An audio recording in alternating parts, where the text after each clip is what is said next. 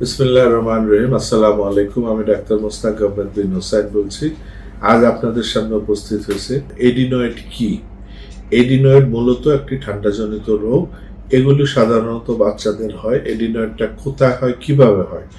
Adenoid হলো, আমরা যেটা দেখি, এডিনয়েডের খালি চোখে দেখা যায় না। এটা ইনভেস্টিগেশন বা এক্সরে করলে আমরা বুঝবো যে তার এডিনয়েড হয়েছে কিনা।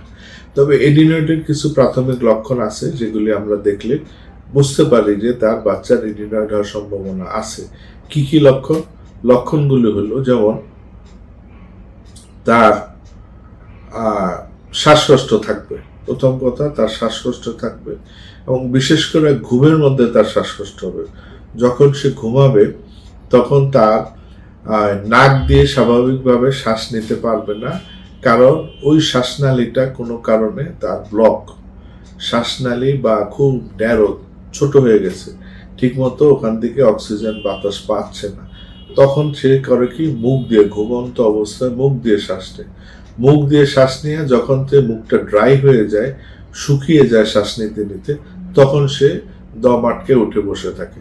তখন অর্থাৎ সে চূড়ান্ত অবস্থায় শ্বাসকষ্ট হয়, শ্বাস নিতে পারে না, দম আটকে যায়, তখন সে ঘুম ভেঙে যায়, উঠে যায়।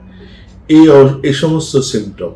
এবং যদি আমরা সাথে সাথে দেখি তার ঠান্ডার প্রবণতা, তার মাঝে মাঝে শ্বাসকষ্ট হচ্ছে, কখনো হচ্ছে কখনো হচ্ছে না, কিন্তু ঘুমের অবস্থা হবে, কিন্তু স্বাভাবিক অবস্থায় কখনো হয় কখনো হয় না। তার হালকা কাশি থাকতে পারে, তার ঠান্ডার প্রবণতা থাকতে পারে, তার খাওয়ার রুচি থাকবে, তার টেম্পারেচার থাকবে, জ্বর থাকবে। এই ধরনের লক্ষণগুলি যখন আমরা দেখব, তখন বুঝবো suspected patient, he or she is affected in adenoid. এডিনয়েডটা আমরা বোঝার জন্য আমরা নেজোফেরিংস একটা এক্সরে আছে, যে এক্সরেটা করলে আমরা ক্লিয়ার বুঝবো যে তার ইন্টারনালে, অর্থাৎ ভিতরে শ্বাসনালী এবং নাকের সংযোগস্থলে একটা গ্রোথ হয় টনসিলের মতো। সেই গ্রোথটা যদি হয় তখন সেটাকে বলে এডিনয়েড। যখন আমরা আইডেন্টিফাই হব বা বুঝবো যে এডিনয়েড হয়েছে, তখন আমরা তার এডিনয়েডের চিকিৎসা দেব। আর যদি আমরা দেখি যে না, তার এডিনয়েড না, তাহলে নর্মাল স্বাভাবিক ঠান্ডার চিকিৎসা বা হালকা কাশির চিকিৎসাগুলো দিলে অনেক সময় ঠিক হয়ে যাবে। তবে যদি আইডেন্টিফাই হয় তার এডিনয়েড হয়েছে, এডিনয়েড আবার কয়েক রকম, যেমন এনলার্জ, খুব বড় রকমের, অর্থাৎ ওই যে গ্রোথটা, মাংসটা বাড়ছে, এটা খুব বড় আকারের, ওটাকে বলে এডিনয়েড এনলার্জ। তারপরে একটা আছে হলো মডারেট, একটু ছোট। এরপরে আছে মাইল্ড, মাত্র শুরু হয়েছে। এই তিন ধরনের এডিনয়েড কিন্তু আমরা পাই।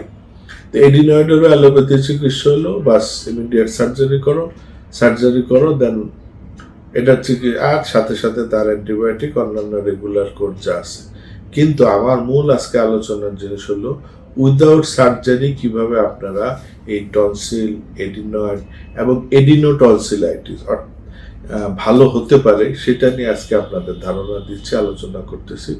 এই জন্য এই ডিজিজগুলো হলে উইদাউট সার্জারি কোনো কথা নাই, হোমিওপ্যাথি ডাক্তারের কাছে যাবেন, ভালো ডাক্তারের কাছে যাবেন, পরামর্শ নেবেন, চিকিৎসা নেবেন, পার্মানেন্টলি এটা ভালো হয়ে যাবে। এবং এই রোগ হলে আমাদের কি কি সাবধানতা, ওই যথানিয়ত আমরা টনসিলের মতো যা বলছি, যেমন সে ঠান্ডা থেকে দূরে থাকবে, ঠান্ডা খাবে না, ঠান্ডা লাগাবে না, ঠান্ডা ব্যবহার করবে না, এসিতে থাকবে না। তারপরে অ্যালার্জিক খাবারগুলো, অ্যালার্জিক খাবারগুলো খাবে না, চিংড়ি, ইলিশ, গরু, বেগুন, গরুর দুধ, এগুলো অ্যাভয়েড করবে। তাহলে সে মোটামুটি ভালো থাকবে। মাঝে মাঝে সে গরম টরম খাবে, গরম পানি খাবে, হালকা গরম দিয়ে গোসল করবে এবং ট্রিটমেন্ট নেবে, সে ইনশাল্লাহ পার্মানেন্টলি ভালো হয়ে যাবে। তাহলে আজকে এই পর্যন্তই।